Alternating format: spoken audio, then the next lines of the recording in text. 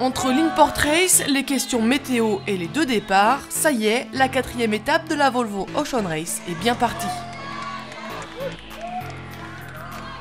Nouvelle démonstration de force de Telefonica sur le plan d'eau de Sanya, en Chine.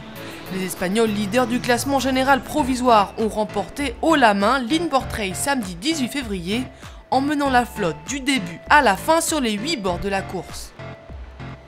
Avec un départ pour Auckland prévu le lendemain, la direction et les skippers se sont mis d'accord pour diviser en 2 l'étape afin de laisser passer du très mauvais temps dans le sud de la mer de Chine. A donc été décidée une petite manche qui, selon le temps d'arrivée des bateaux, déterminera l'ordre et l'heure du départ pour Auckland le lendemain.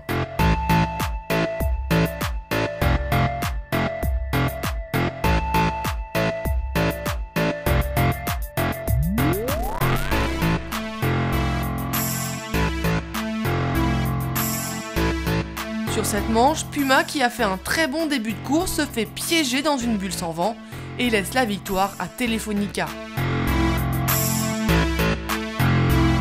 Groupama a terminé 2e à 2 minutes 30 des Espagnols, suivi de quelques minutes d'Abu Dhabi, de Team Sanya et de Camper. Puma termine 39 minutes après Telefonica, scénario cauchemardesque pour les Américains qui ont donc dû partir de Sanya le lendemain au matin, 39 minutes après les Espagnols.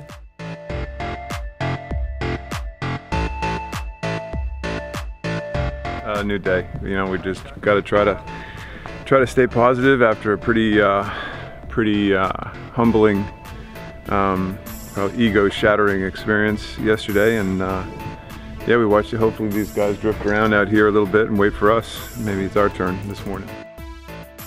Un vent très faible soufflait le matin du départ, mais comme pour insister sur le manque de chance des Américains, il est complètement tombé lors de leur départ.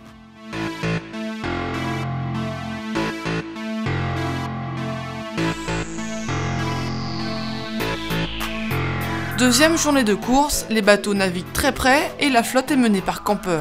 Si le vent semble se calmer, la mer agitée par les pluies de mousson continue de rendre la vie difficile à l'équipage et au bateau.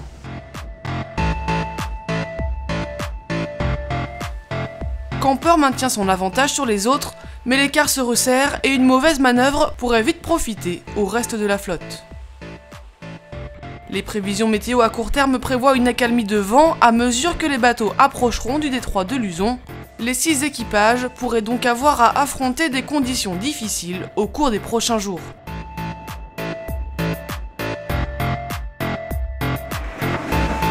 Somos después del Puma el barco que más a la izquierda está y estamos sufriendo un poquito ahora.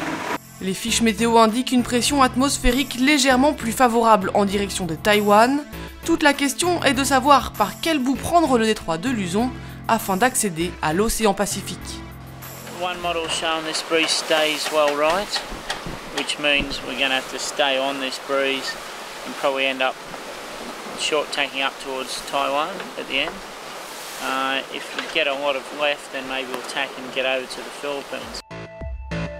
On est là, donc en ce moment au tir des bords, on est au près serré, il y a de la mousson et avec cette mousson on est obligé de tirer des bords de près face au vent pour aller jusqu'au sud de Taïwan. A priori le point de passage dans le détroit de Luçon ici, ça va être le sud de la pointe de l'île de Taïwan.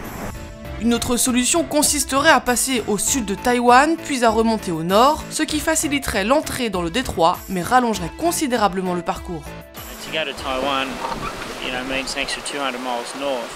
It's hard to get your head around, right, we've got to go 200 miles the wrong direction, that, you know, almost the opposite of where you want to go to set up for the long game. So.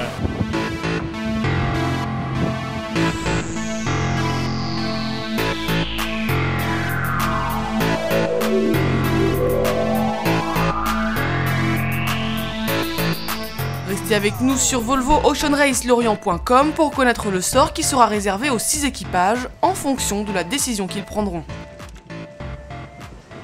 Il va falloir être opportuniste et où sans doute il y aura éventuellement beaucoup à perdre ou beaucoup à gagner.